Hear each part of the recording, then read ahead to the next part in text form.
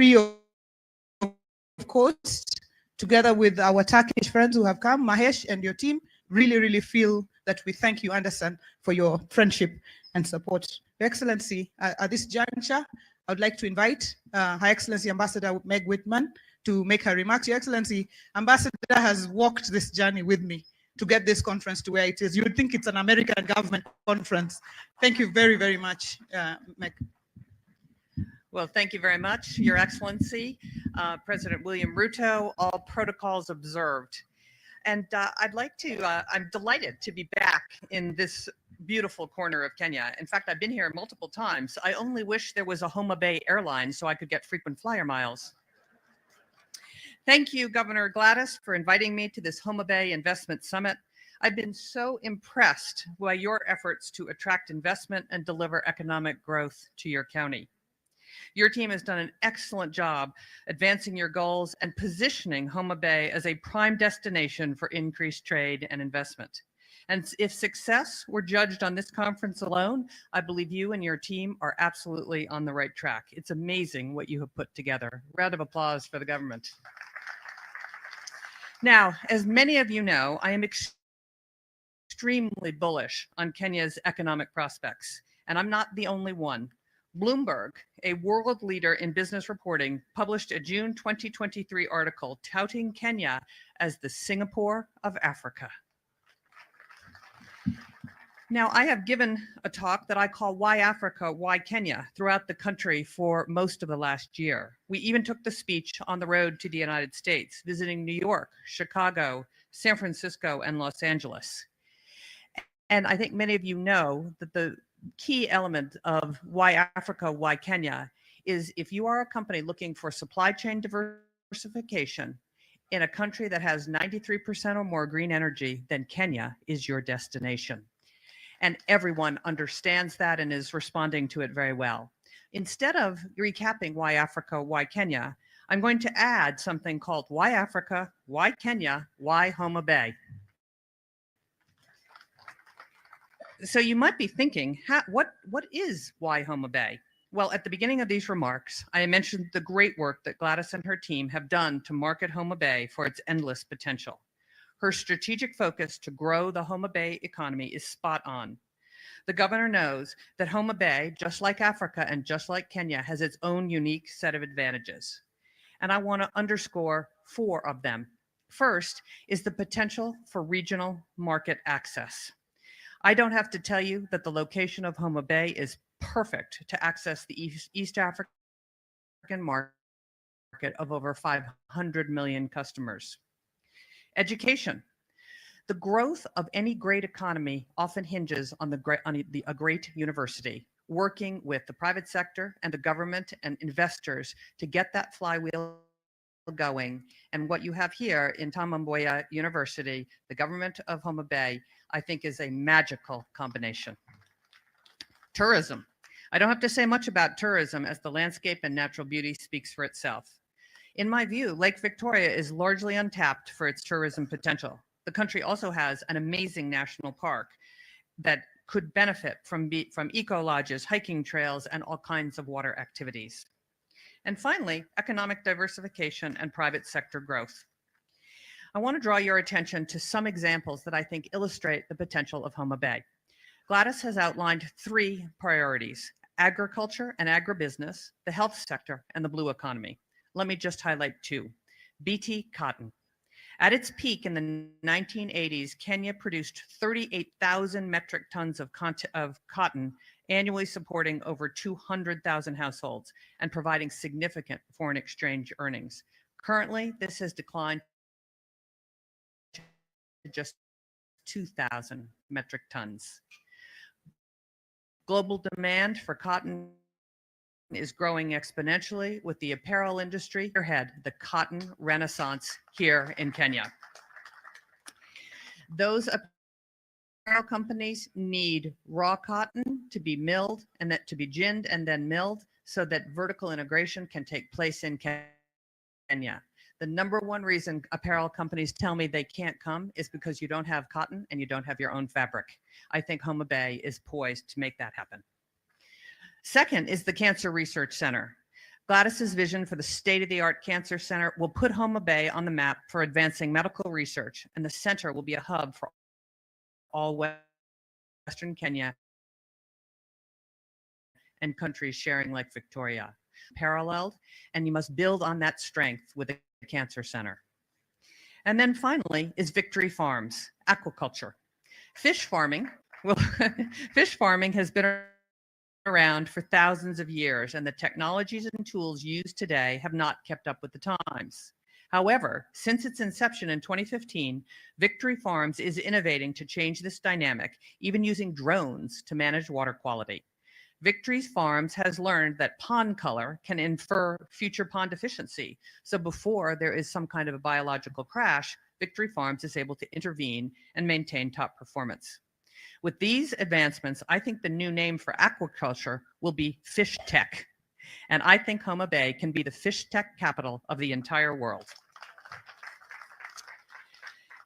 So although Governor Gladys and her team are focused on 3 priorities, which I support, it's not just limited to those 3. I see great potential in energy, mining, horticulture, housing, and business process outsourcing and call centers. So to Gladys, I believe in your vision and I admire your focus. I know that you and your team have put hard work to identify the sectors that will be successful in Homabay. To the crowd here and to all investors, Kenya is open for business. Homabay is open for business. And this is the moment to ask if Homabay and Kenya is a possibility for you. And I can assure you that it is. The governor and her team would welcome you with open arms to this county of endless potential. And the U.S. Embassy is ready to do anything we can to support Homabay and support Kenya. Asante sana.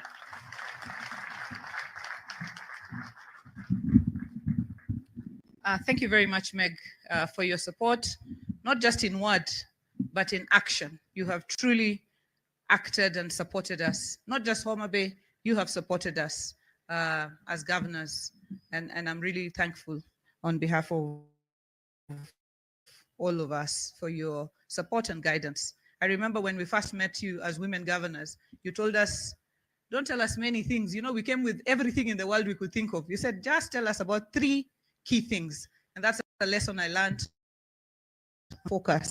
And that's a lesson that we are taking forward. I would like to recognize Gerald Mahinda. Gerald Mahinda of Afropal. Asante sana. We're going to do the palm oil for use here, together with the Migori County government tomorrow, so that with British delegation. Asanteni sana. John and your entire team, you have supported us and we are truly grateful for your support. The Homabay team that worked day and night, did not sleep at all to have this conference happen in the way it has. Please just rise and wave wherever you are. Tafadhali. Asanteni sana. This team, the DG, mumefanya kazi kwa bidii, together with the Council Governors team and Can Invest, who have also worked with us, and the Kenya Tourism Board, who have worked together with us to get this far. Your Excellency, we have now, between you and me, about 25 minutes. So if you allow me, I'm just going to use 5. And then the other one I will leave to CS Alfred Mutua, to also invite CS Mvuria and invite you. So we are not going to go beyond 1 minute beyond the 1 hour. We are that disciplined. So Your Excellency, allow me to really thank you for the work that you're doing together with us here in Homabay. The affordable housing program, today you don't have time, but it is nearly done. They are fixing the windows.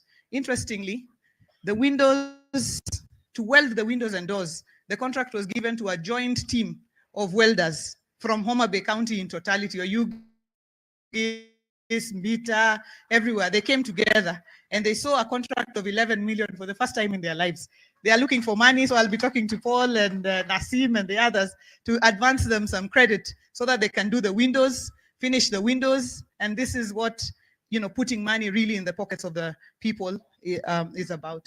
I'd like to thank you for the lakefront and the pier that is currently being worked on by the Kenya Ports Authority and the shipyard. And it's really turning out to be a great place. And the fish market. When you came, you found the women washing fish and you talked to them on top of a small rock there. They are no longer there. And the market is nearly 40% done, started in December. So soon, I'm sure, when you come back, when we are celebrating Mashujaa Day here, the first thing that you will do, Your Excellency, you will open the you will open the market, and then we will come to the stadium, the Raila Odinga Stadium here in Homabay, to celebrate the Mashujaa Day. Your Excellency, hiyo tena tu namna hiyo si mbaya. Your Excellency, we got sub-counties here, Suba West, Suba Central, and Suba North, and we are very, very pleased. And Rachonyo West. So, Your Excellency, we are very grateful. There's one constituency that is the biggest that we have. It has remained as one sub-county. Ikikatwa kidogo sasa hatuna maneno, hata tuongee. And the Rusinga Ring Road, the contractors are already on site. The Mfangano Ring Road is going on. The road from Sori is going on. So really, Your Excellency, we have a lot to thank you for. Sisi ni watu ya ODM tunapanga namna hii, lakini kama tumepangika hivi tunaendelea kusema asante hivyo. Your Excellency, welcome to the great Homabay County, the gateway to East Africa. It is with immense pleasure and gratitude that I stand before you today as the first female governor of Homabay County, and indeed the entire and within our grasp. This international investment conference is not merely an envisioning of possibilities, but a testament to the unwavering commitment of our county in fostering economic growth and nurturing innovation across all sectors. The big question here is why Homabay, and Meg has done a fantastic job because we are the bay of endless potential. We have a vibrant and stable economy, skilled and dynamic workforce, suitable market access and infrastructure, availability of land for development, ease of doing business, and supportive legislative and policy environment. Importantly, we boast of well-developed transport infrastructure, including efficient road networks, enabling seamless connectivity within and outside the county. The establishment and operation of the Kabunde airstrip has further improved access to our great county. In Homabay, indeed, we no longer arrive, we land, Your Excellency. And I'm happy that Caleb is here because he's going to be expanding that runway so that bigger planes can come. Imagine the possibilities of investing in our agricultural sector, where innovative techniques and technologies can unlock greater yields and sustainable practices. Agriculture employs 74% of our local workforce, and it merely contributes about 25% to our gross county product. This presents an opportunity for greater investments to unlock labor, productivity, and profitability. Our CIDP has identified and prioritized a number of agricultural value chains, which are key in spurring our economic potential. We aim to revitalize cotton production. Your Excellency, we aim to be leaders in cotton production. We aim to produce 50% of the cotton produced in this country. How? We have registered 37,000 farmers on 42,000 acres. We, as a county, have bought 10 tons of seed, BT seed, for this season, costing about 50 million shillings. The government, Rivertex, together with industry, are also giving us another 10 tons. That makes it 20 tons. We can grow on about 20,000 acres this year. If the country grows on 60 or 70,000 acres, we will be going towards the 50% mark of cotton production in this country, Your Excellency. Na hao ni wao ni wakulima ambao wako hapa. They are registered on the Kiamis. We know them, where they are, how much land they have. It is not guesswork anymore because of the digitization of this sector. Our edible crop, oil crop variety includes sunflower, soya beans, groundnuts, and oil palm. And their anticipated production is 246,000 metric tons in 3 years. Tomorrow we will sign with Afropal our MOU together with Migori County, and we hope to move forward the oil palm discussion, Your Excellency. And sunflower, tumepata seed. We have it here, but we didn't want to distribute it in a hurry because we don't want to throw the seed to farmers we don't know. So I told my agriculture team, let our farmers, I want to see them and the acres that they want to put this thing on so that we know where we are taking it. So Your Excellency, importantly, we have the potential of utilizing approximately 767,000 acres of land suitable for oil palm production. To achieve this, we seek to raise about 27 million, which we will do slowly together with our partners. Additionally, we are investing in sweet potatoes in Kabondo Kasipul, as well as pineapples, which grow in Rangwe, Your Excellency. Aquaculture is a big area for us. We envision opportunities in our fisheries sector, with about 80% of Lake Victoria being in Homabay. When Gatsby has done the research, they have shown that 40% or 45% of production of aquaculture should be able to be done here in Homabay. Your Excellency, picture the potential of our tourism industry, where our pristine beaches, lush forests, vibrant cultural heritage can captivate the hearts of travelers from around the globe. Take a journey to our majestic Ruma National Park, where the rowan antelope is only found in Kenya, and the potential of sustainable flow of an upward of 5,500 tourists annually. Visit our iconic 16 islands of Rusinga, Mfangano, Sena, Ngode, Kiwa, among others, as well as the piers of Kindu, Homabay, Mbita. Indulge in the view of flamingos of Lake Simbi Nyaima and its mythical volcanic lake. Your Excellency, from Kabunde to Mara Serena, exactly 2 hours driving. So tourists can actually come and even drive here, take a cruise ship from here, cruise to Siaya and Kisumu, and cruise back even to Mwanza, into the Serengeti, come back to Your Excellency. We are ready. We are in full gear towards operation of the Riwa Special Economic Zone. And I'd like to thank you for gazetting the Riwa Special Economic Zone here in Karachuonyo. And today you will be launching it officially for us within the remaining 25 minutes. You will be launching it officially for us. And SCC authority is here to provide us with an operating license. But the most interesting bit, Your Excellency, is today, as you give us an operating license, you will also be giving Victory Farms an enterprise license to be our anchor tenant for a fish processing plant within the Riwa Special Economic Zone. Victory have told me just 3 things. They've said they want, there's a bit of flooding problem there, so they want me to deal with that. And I think Raymond had spoken to NYS to get the tractors there to desilt the River Tende so that we can dike that river. They've also said they'd like some power, which if you put your, push kidogo, we will get some power. And they said within 60 days, they want to break ground. And if within 60 days we have not sorted, me and you, the problems there, they want to now just look for an easy place to set up. Your Excellency, 60 days, pambane pamoja, tuone kama power can be there. The road I will do. They want the road raised, that one is on me. Electricity and desilting. That one I want to leave for you so that you to skumie. We are in full gear. I promise today we are not asking for many things. Just Riwa and Mashuja, just two. Your Excellency, hata nimemaliza speech. Nisiongee sana. Wacha nisiongee kwa sababu dakika 5 imeisha. I would just like to tell our investors that we are in strong partnership. Homabay is ready. Homabay is open. We are we will facilitate you. We are corruption free. We don't want corruption here. If anybody tells you, give me something for you to do ABC, call me because my phone is always there. That is not allowed here. We do not want to do that to our investors. We want you to just come and invest. All we want is your investment. Land we are giving you. All we want is for you to invest so that these people of Homabay, these young men and women you see here, can get jobs, places to work. That is what we would like to achieve for our people. And Your Excellency, nikimalizia, jana tumeona kama mambo iko. We would like, as Moses said, for His Excellency, Right Honorable Raila Amolo Odinga, we support him fully for the African Union.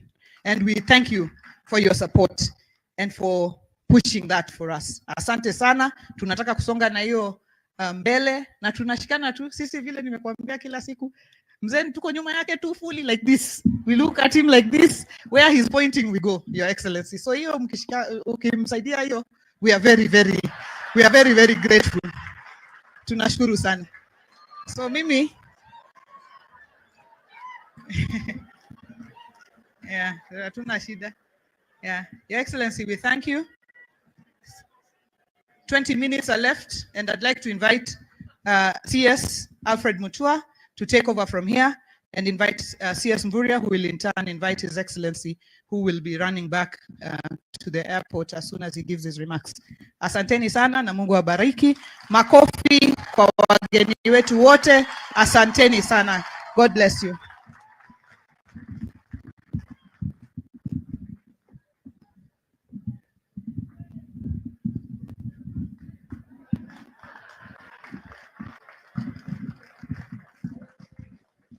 Your Excellency President William Ruto, Governor Wanga, governors, all protocols observed. Osawore. Kabla sijaongea nataka kuwatambua chairman of parastatals who are here. If you can just ask them to stand up to be recognized.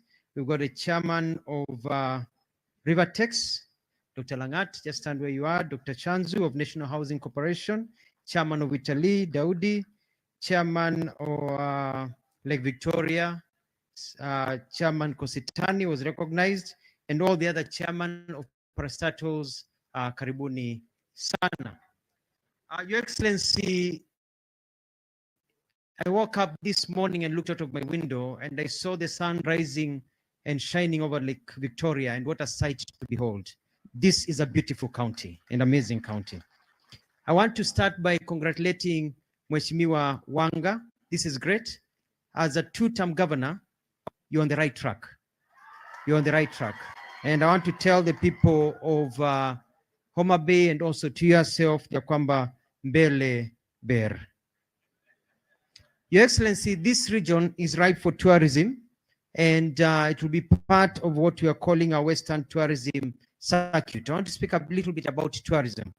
I will soon be visiting this area, and I'll be meeting the governors to talk about tourism circuits. For a long time, we've only been selling the beach and the ocean, the beach and the wildlife, but there's so much to offer. I will meet all the 47 governors of the country and align. Your Excellency, there are so many hidden gems here that people don't know. I see my governor Wavina is here, and I know I recognize many. In Machakos, for example, we have a hill in Machakos whereby it's like this, but if you pour water, water does not go downhill, it goes uphill. If you put your car on neutral, the car rolls upwards. If you put a bottle, the bottle rolls upwards. Nasio kamuti, you know, it's like a magic hill. And so we've got all these tourism sites that we are going to include so that our people, our visitors have more than to see. I've been to many countries whereby you go and see very little. We have a lot to offer in our countries and many products to sell. Your Excellency, there's a beach here. We've started work on the beaches in Mombasa, in Malindi. We're building an aquarium in Mombasa. We're doing a lot of work at the coast. We want to also do a lot of work over here. Homabay, with the Lake Victoria, is ripe for investment. We are thinking of working together with the investors for a Lake Victoria cruise. We don't just have to want cruise ships coming to Mombasa. We're thinking about a Lake Victoria cruise. So we've got a cruise ship that starts maybe in Kisumu, goes all the way to Jinja, to Entebbe, to Mwanza, and bring people to Homabay so that they can spend their money here, go to Ruma National Park and see the animals that are here and spend money. The tourism numbers, Your Excellency, have gone up. I'm proud to report that at the end of December, we were at 1.95 million visitors. Currently, as we stand here, we've surpassed the 2 million mark. We are at 2.1 million visitors to our country. I'm estimating that we'll get 2.3 to 2.5 by June of this year and 3 million by the end of this year, or even more by 2027. We have a plan on how we are going to achieve it, and it is very, very possible. Your Excellency, as I come to conclusion, tourism is a very soft area for all of us. We can make a lot of money in tourism. I am talking about domestic tourism in as much as I'm talking about tourism from outside. I'm reorganizing Kenya Tourism Board so that we can market properly. Kenya Tourism Board has been marketing the same way for 20 years. We are changing how it's marketed. We are looking at halal tourism, medical tourism, cultural tourism, and many other areas. But for these to thrive, we don't just want visitors, we want value. We want people with a lot of money. And so what we are doing is that we are encouraging quality tourism. Governor Wanga, when visitors come here, People are going to Dubai, Singapore, and other places. Why? Because they are basic comforts. Every area, there are clean toilets, there are beautiful malls, there are good health centers. So we need to invest on the comforts that will bring and value tourism to our country. I'll be back to Homabay very soon so that we can continue. Investors, please, we only have 1 or 2 or 3 hotels here. This place is ripe for hotels. For some of us who know how the hotel industry works, and with Wanga giving free land, if you want to invest and make money, I call upon you, please come and invest for build hotels here in this area. And finally, I want to say that the sun has risen and is witnessing a new dawn in Kenya. Dreams are becoming a reality, and if you want to make money, then as Governor Whitman said, this country, under the leadership of William Ruto, is a place to be. Mbele iko sawa. I want to welcome my brother Mvurya machache, alafu mwalike Mheshimiwa Rais. Shukran.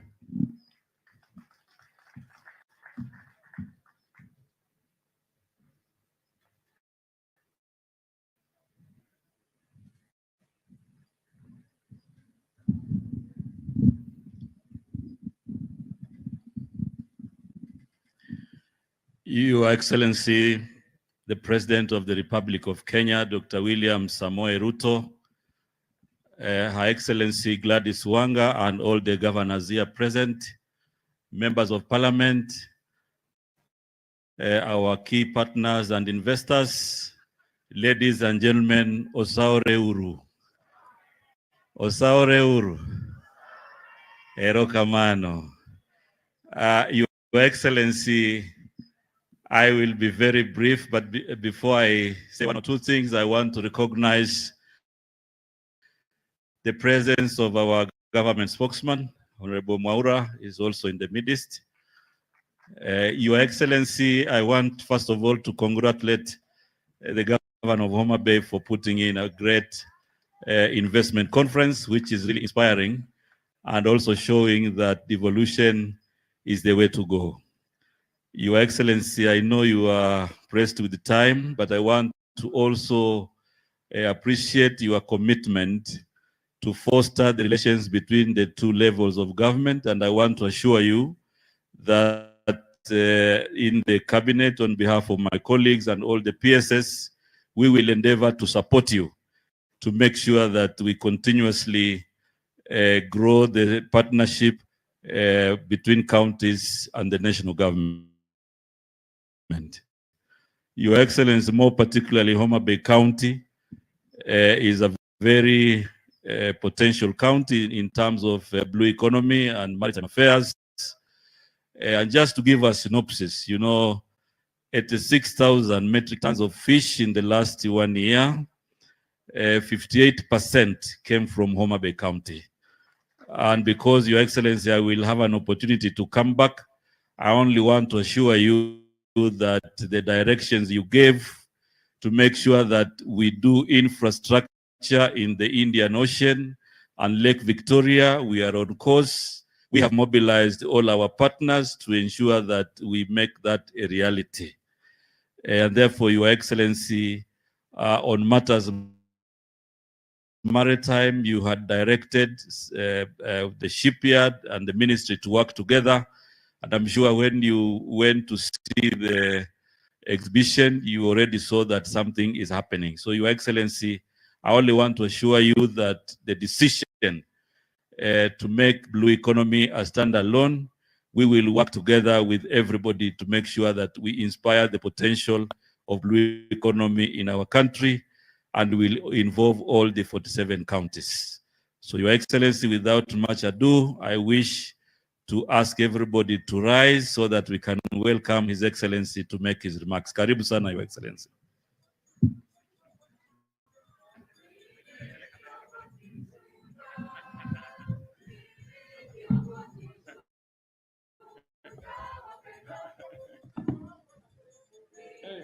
Very tall, this thing. Haya, asanteni sana. Tafadhali tuketi chini. my sister, Governor Gladys Wanga, the governor of Homabay, ministers present, Ambassador Wickman, governors who are present here, na watu wote wa Homabay, hamjambo. Amoso jadurwa untie, jadurwa umor. Bwana Yesu asifiwe. Nyasaye ber. Sejete. Asante sana. I am delighted to join you all at this very special, highly appropriate and impressively organized event, which is inspired by the necessity to transform devolution beyond governance and sharing of resources into public service, the incubation of opportunity, facilitation of radical economic revival, and the enabling of prosperity at the grassroots. I want to confirm that seeing the theme of this investment conference,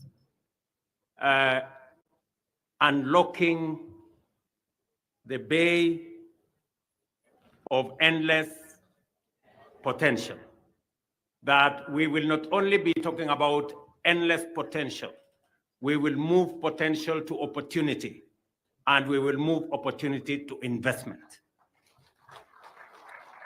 Under the bottom-up economic transformation agenda, the government of Kenya is committed to play its designated role in order to strengthen devolution as a fundamental constitutional mandate, but also because devolved units bring numerous opportunities for rapid economic growth into sharp focus. Further, our value chain approach to implementing better relies on strategic interventions to enhance or unlock productivity in sectors and industries at every county. In fact, the strategic pillars of better situate counties as focal points of implementation, making them centers of action in our quest to transform the opportunity landscape in our country. As we have noted, our achievements so far bear clear imprint of intergovernmental collaboration. Since 2022, we have empowered farmers to increase food crop yields, as a result of which we have recorded successive bumper harvests, taking us closer to our vision of eradicating hunger in our country. And I was very pleased when I went through the displays here that I saw farmers who are displaying what they have done in the space that we have worked with the counties, especially on the distribution of fertilizer, good seeds, and Homabay County has been a great partner in food production in Kenya. In fact, I noticed that on display was unga 2 kilos at 150. And I remember showing Kaluma so that he stops making noise at me about the cost of living. If there is a display of what government, county and national are doing with farmers on food security, we saw it firsthand here in Homabay, that farmers are doing something about food security in Kenya. Our community health promoters, young Kenyans who have transformed healthcare throughout our country, are county-based healthcare servants of the people. And I was very proud to talk to one of the community health promoters here in Homabay County on what they are doing to transform our villages, especially on the subject of health. I am very happy that we are closing in. I think we are in the final stages of the public participation on the regulations that will operationalize our universal health coverage. And I want to thank members of parliament for being unanimous in making sure that the pieces of legislation went through parliament so that we can move our country to the next level on matters healthcare.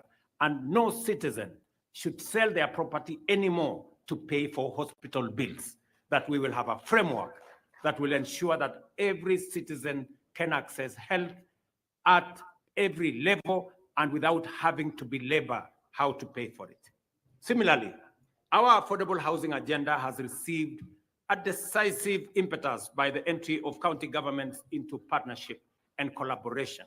And if there is an example of a county where we have excellent collaboration between the national and county government on matters housing, it is Homabay County. This is one of the counties I came very early on last year to launch the construction of affordable housing. I am very happy that we are now discussing windows, and shortly we will be handing over keys to occupants of affordable housing in Homabay County. Let me also say that apart from the units that are going on now, we have another 5,000 units of affordable housing in Homabay County that have already been procured, and we will need approximately 15,000 young people in Homabay County to participate, to work in the housing program here in Homabay. And I am expecting architects, engineers, quantity surveyors, plumbers, electricians, masons, carpenters, and many others to work in this site, young men and women from Homabay County. I am very happy and very excited that this is moving on and is moving our country in the direction of making sure that our young people have access to employment so that we can do this again together for the young people of our country.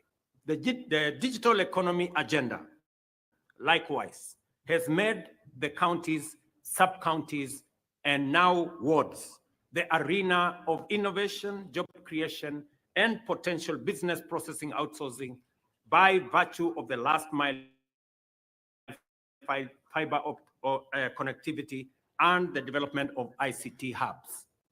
I want to tell the good people of Homabay County that that program is now rolled over. Your members of parliament have changed the law. I have signed a new law of CDF where it will be possible now to have an ICT hub in every ward in Kenya. And I am looking forward next year, God willing, when we come here for the celebrations that Wanga has asked for the for the Madaraka or Mashujaa celebrations that we come here.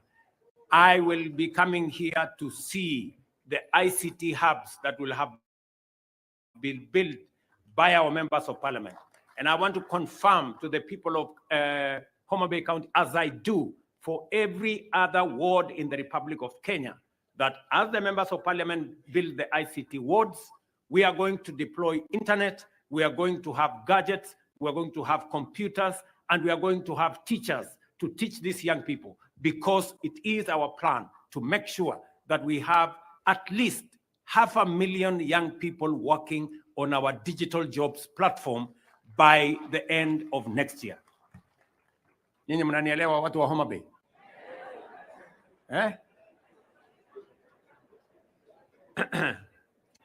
Na mimi nashukuru kwa sababu wabunge wetu wako hapa. Unajua nimekuja Homabay mara nyingi, lakini wamekuwa wakinihepa. Lakini leo nimewapata. Si ndio? Na nilikuwa nashangaa sasa hii Homabay, mimi nimekuja tukafanya mambo ya soko hapa. Mimi nikakuja tena, nikakuja mambo ya paya, nikawaambia tutajenga paya. Nikakuja nikawaambia tutajenga fish market. Si ni kweli? Nikakuja nikawaambia tutafanya affordable housing. Na hiyo mambo yote inaendelea ama haiendelei? Ilikuwa ni story ama ni ukweli? Si mambo iko hapa inaendelea? Yule mwenye macho ambiwi tazama ama namna gani? So mimi nataka niwaulize viongozi wetu. Nafasi ya siasa tulikamilisha. Nafasi iliyoko sasa ni sisi kama viongozi tuungane, tushirikiane, ndio tufanye kazi ile tuliwaahidi hawa wananchi. Na mimi vile nilisema pale mbeleni, mimi niko tayari kushirikiana na viongozi wote ambao wako tayari tufanye kazi ya wananchi. Na hiyo kazi tutashirikiana. Mimi nawaomba waheshimiwa, kwa sababu sasa tumepitisha sheria mpya ya CDF. Mtakuwa sasa na pesa ya kujenga ICT hub. Nia yangu ni kuhakikisha kwamba vijana 200-300 kila ward hapa Homabay na Kenya mzima watakuwa na kazi baada ya miezi 6 mkimaliza hizo ICT hubs. Tunaelewana jameni? With increased activity in many agro-industrial value chains. And let me say this because it is important for Homabay. Homabay is among the 3 counties in Kenya that have applied for a special economic zone license at the county level. And I want to congratulate my dear sister Gladys Wanga for being among the 3 governors who have given us land. We have gazetted, and I will be very happy and very proud today to hand over the license, and also that we are going to have an operator's license by Victory Farms to begin to operationalize that facility. We are not only doing that in Homabay County. We have another 6 special economic zones across Kenya. We are deploying the first 3 billion shillings to build those 6. We are going to work with Homabay County also on the special economic zone here in Ndiwa. Sinamna hiyo? Karachuonyo, hapa Karachuonyo. Sawa sawa. So that particular special economic zone, she has requested that she wants electricity. I will make sure that in the next 2 weeks there will be electricity. Na hiyo maneno ingine amesema yeye atafanya. Sinamna hiyo? Na ile ameniambia nifanye, mimi nitafanya. Raymond Omolo yuko hapa, atahakikisha hiyo kazi imefanyika. Tunaelewana? Because we want to do this together. And let me tell you, the good news is that of the 3 special economic zones issued to counties, 2 of them are for counties where women are governors. And a friend of mine who is seated here, in fact, Kimani Ichung'wah, has told me we should seriously consider making this seat of governors a women's seat. Maybe women can do a better job. I don't know how I don't know how constitutional that is. But Madam Anne Waiguru has requested for less. She has said they only want 30%. I think the men were willing to consider the whole governors. But since you have asked for 30%, we will go for 30%. So I want to tell the G7, our great women governors, that you have my support as you do the wonderful job that you are already doing. You have my support, women governors. You guys are doing a wonderful job. And I want to encourage others. If you have a chance to elect a woman governor, don't squander that chance. Elect a woman governor. Let me also say here in Homabay County, we have already concluded the county aggregation and industrial park with the county government. We have deployed the necessary resources because we want to achieve several things. Na mimi nataka wale waheshimiwa wako hapa wanisikize vizuri. Tuko na mambo manne ya muhimu ambayo lazima tufanye kama Wakenya. Tuachane na vyama kwanza kando, tuachane na mashindano kando. Tukubaliane kwanza transformation ya Kenya itafanyika kwa njia gani. Ya kwanza ni kuhakikisha kwamba tunatatua tatizo la food security ama kupatikana chakula ya kutosha katika taifa letu la Kenya, tuondoe aibu ya njaa. We must never be a country that cannot feed itself. And we cannot do much on empty stomachs. We have to feed ourselves so that we can do that which we are planning to do.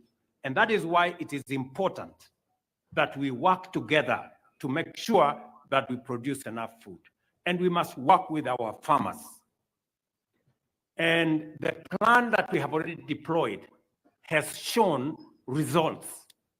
Last year, for example, on maize, we produced 44 million bags. This year, we have taken it to 67 million bags. Our plan is that the end of this year, we must take it to 80 million bags. We must stop importing food into Kenya. We must grow it. Let me say the following, that it is not just food that we are, it's not just maize. Actually, we are spending 500 billion Kenya shillings every year to import food. That is not good news at all. We need to deal with that challenge of importing food into Kenya. We need to grow our food and save ourselves the 500 billion Kenya shillings. We cannot continue to import maize. We are importing rice. We are importing wheat. We are importing edible oil. We are importing sugar. We must stop it. And we can only stop it if we grow it locally, if we produce it locally. So the plan we have on producing locally is a great plan. And I am happy that Homabay County is among the counties that is working with us on this journey towards making sure that we reduce on imports of food into our country. One of the areas is the one my good brother Mvuria has mentioned. Here, blue economy, we decided that blue economy is going to be among the areas we are going to invest in, because we have a potential of $1 billion, actually $1 billion just to produce if we focus on our blue economy. And it is the reason why the great people Ben Sudan, it is the reason why in this lake front we are putting up, and Mvuria is here, he's going to explain to you in greater detail, 11 fish landing sites. When I told the people of Homabay we are going to build a fish market here, they may not have believed me, but I want to tell you in the next 4 months, that fish market will be ready. I told you we are going to build a pier here. I want to promise you that in another 4 months, that pier will be complete. I am now telling you, we are investing another 1.5 billion Kenya shillings on 11 fish landing sites along this lake. We're going to build a fish landing site at Nyandiwa, down the road. You know where Nyandiwa is. We're going to build another one in Wakula. You know where Wakula is. We are going to build another one is Mainuga. You know where that is. That is just in Homabay. And then in the rest of the other 5 counties at the lake. And it is because we identify the blue economy as a source of food, as a source of helping us to reduce the importation of food into Kenya. I also want to say that last year, we imported 500 metric tons of sunflower seed. I am very happy that Homabay County was among the counties that are working with us on seed multiplication. I have instructed Calro to set up a seed multiplication facility on 500 acres here in Homabay County, so that Homabay County begin to contribute to the seed production in Kenya. Our plan is that this year,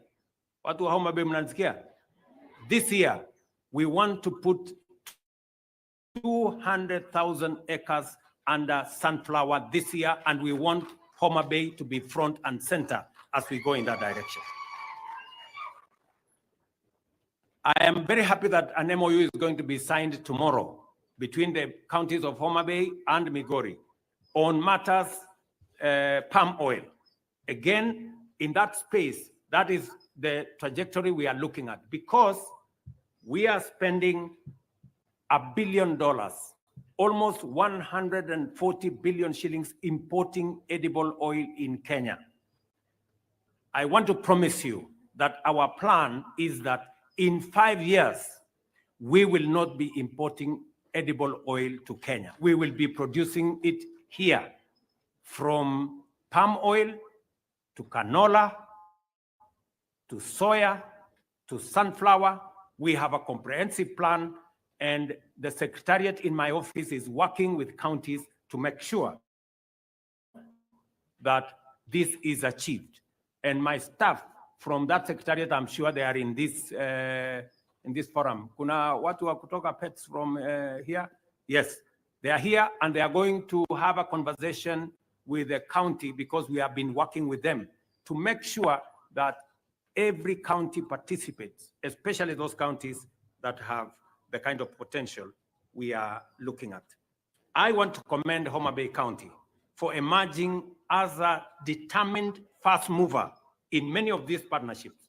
This has enabled the county to showcase to the nation, region, and the world the first opportunities awaiting investment in order to create thousands of jobs and create billions of shillings in money and wealth. Apart from demonstrating the effective leadership, that effective leadership can transcend the politics of the day, Homabay has opened the eyes of our nation to the splendor and bounty that Homabay is endowed with. This investment conference now is in its second year and has defined these endowments into attractive investments in diverse value chains, from tourism and hospitality, the blue economy, several competitive agro-industrial subsectors, as well as housing and ICT. It is true that, as suggested by the theme of this year's conference, the opportunities in Homabay County are not just limitless, they are also endless. So, tuendelee na hiyo kazi kabisa. From the meticulous showcasing of bankable investment opportunities in a broad range of value chains to the evident surge in industrial and economic activity throughout the country, as well as the international engagement with partners at all levels of the public and private sector, locally and abroad, Homabay is taking undeniable and unstoppable steps to emerge as our nation's and region center of vigorous economic activity. And I want to commend the people of the county of Homabay. You won the Hustler Cup this year. Was it last year? The end of last year. You have demonstrated that you love your county. And I want to ask the people of Homabay County, support your government, support the county government of Homabay. I am very happy that Gladys is walking in the steps of true leadership. She found revenue to this county at 195, she just told me, 195 million shillings. She has pushed that revenue last year to 650 million. She tells me she's already passed 600 million and she's targeting 1 billion shillings this year. Because she knows without revenue, without collecting revenue, she cannot achieve the targets that Homabay County and the aspirations of the people of Homabay County want out of her. So it is also important for us as a nation to know that we cannot grow our country through accumulation of debt. We are going to grow our country by raising our revenues the way Homabay County is doing. So wale watu wananiuliza maswali mingi, wakuja wasome kutoka kwa Gladys. Sivyo? Naona Kaluma hapo ame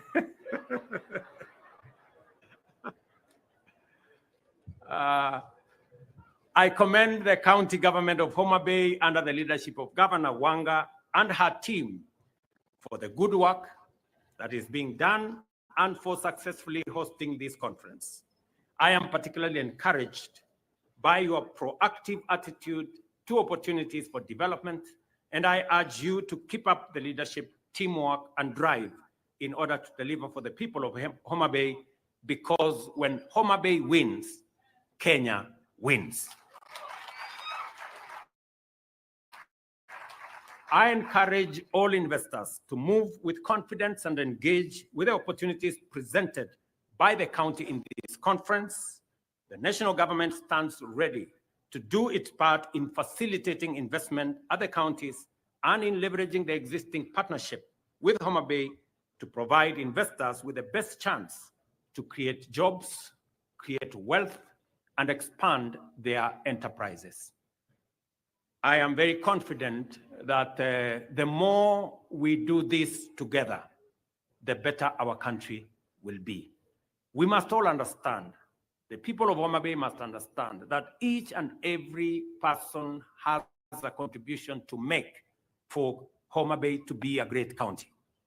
And it is the same. Each and every Kenyan has a contribution to make for us to be the great country that we all want Kenya to be.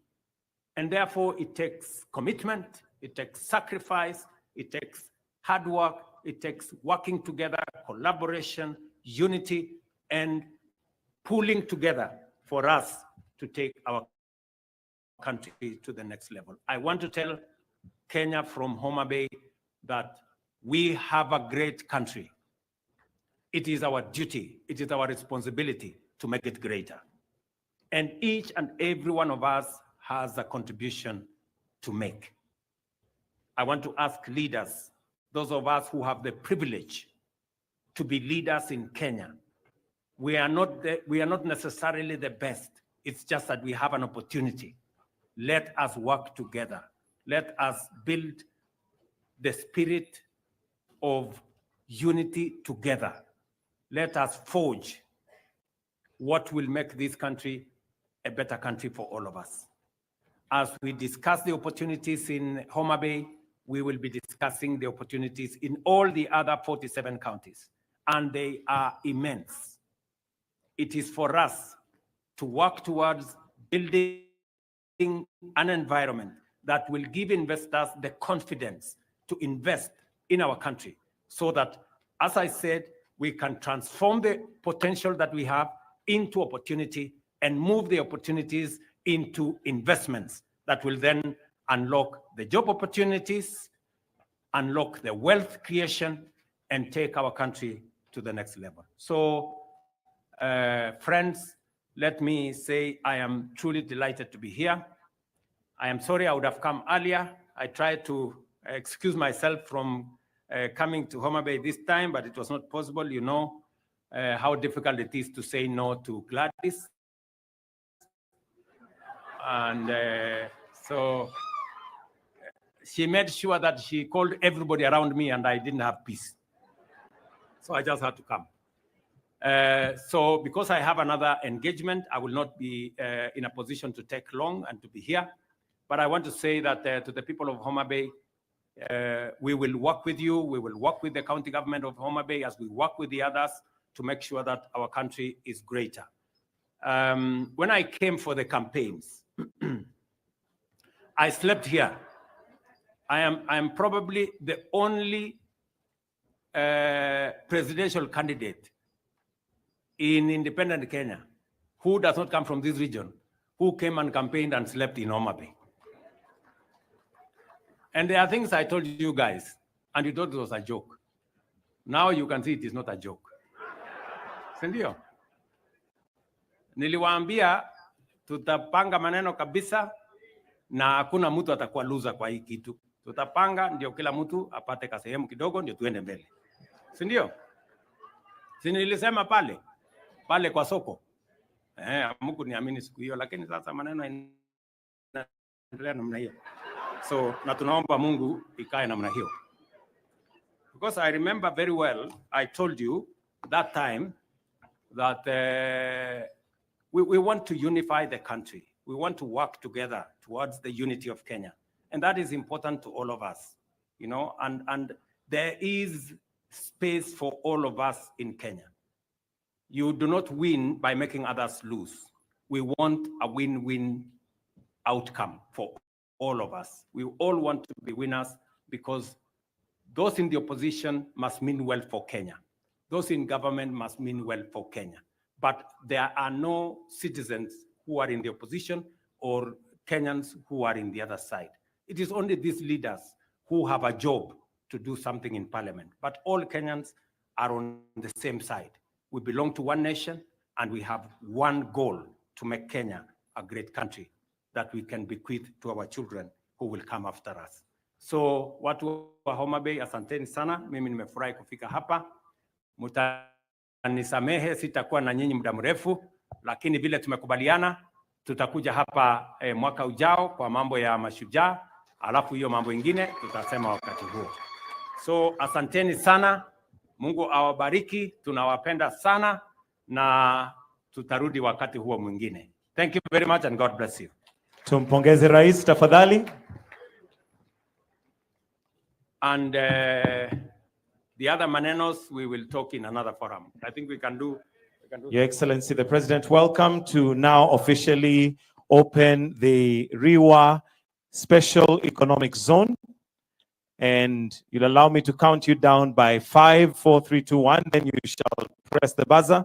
So in 5, 4, 3, 2, and press it. And with that, we now have the Riwa Special Economic Zone officially open. Your Excellency, we also have some certificates here. If I can kindly request that we move to the middle so that we have a good picture. The first certificate is one going to the governor. The two of them, Your Excellency, to present to the governor. And the second one, if I can call the person representing Victory Farms, which is the anchor investor that is going to be taking place.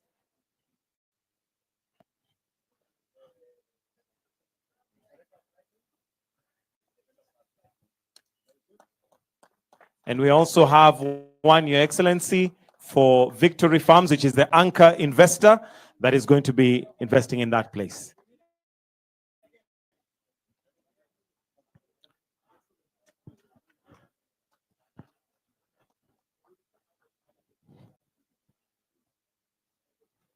And with that, Your Excellency, we have a gift from Homabay County.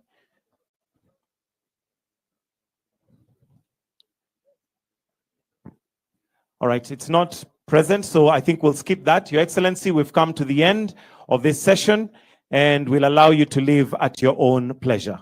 So let's allow His Excellency to leave if the rest of us can remain upstanding, please. Check.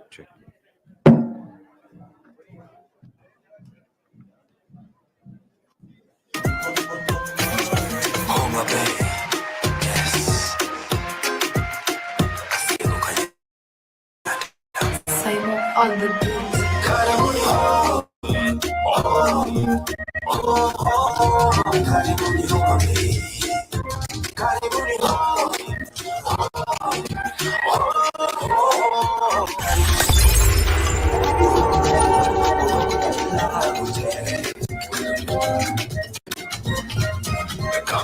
All of your interest, visit vacation or invest. Visit to my page, you'll be impressed. Come see the endless potential. Thank you very much, ladies and gentlemen.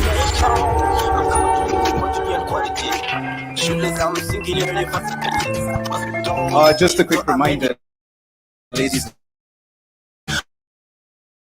gentlemen, try to behind the tent to the VIP level, which the afternoon session. Kindly set your watches and be ready at 3 o'clock. I'll just quickly run down the session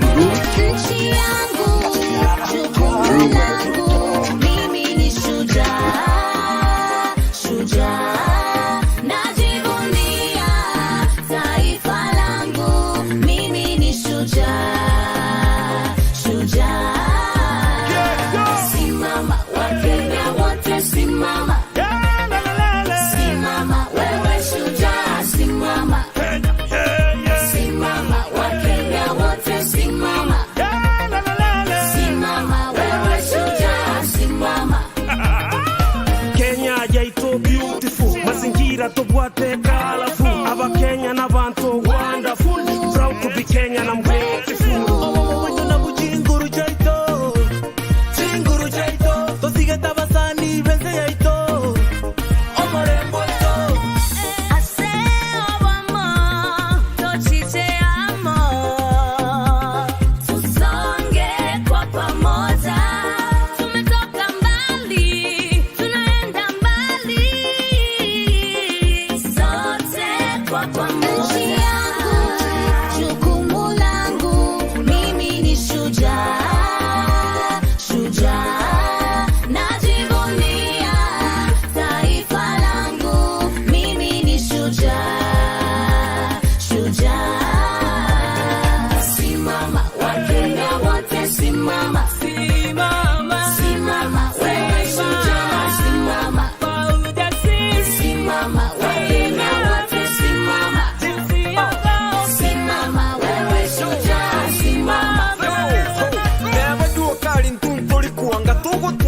Katumo kibuka Kenya yaitu nisi ya mashujuka Neba kigano katingu suka yangu, jukumu langu